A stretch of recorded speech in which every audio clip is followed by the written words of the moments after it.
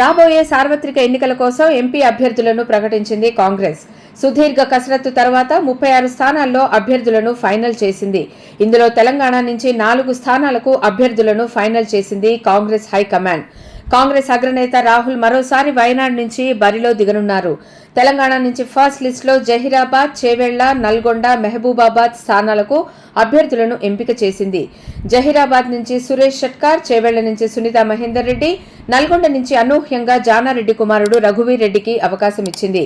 ఇక మహబూబాబాద్ నుంచి కేంద్ర మాజీ మంత్రి బలరాం నాయక్ కు ఛాన్స్ ఇచ్చింది. అయితే సీఎం రేవంత్ రెడ్డి ఇప్పటికే ప్రకటించిన మహబూబ్ నగర్ అభ్యర్థిని హోల్డ్లో పెట్టడం చర్చనీయాంశంగా మారింది. మహబూబ్ నగర్ నుంచి చల్లా వంశీచంద్ రెడ్డి పోటీ చేస్తారని ఇప్పటికే ప్రకటించారు. కానీ తాజా లిస్టులో ఆయన పేరు హోల్డ్లో పెట్టి ఉంచడం హాట్ టాపిక్ గా మారింది.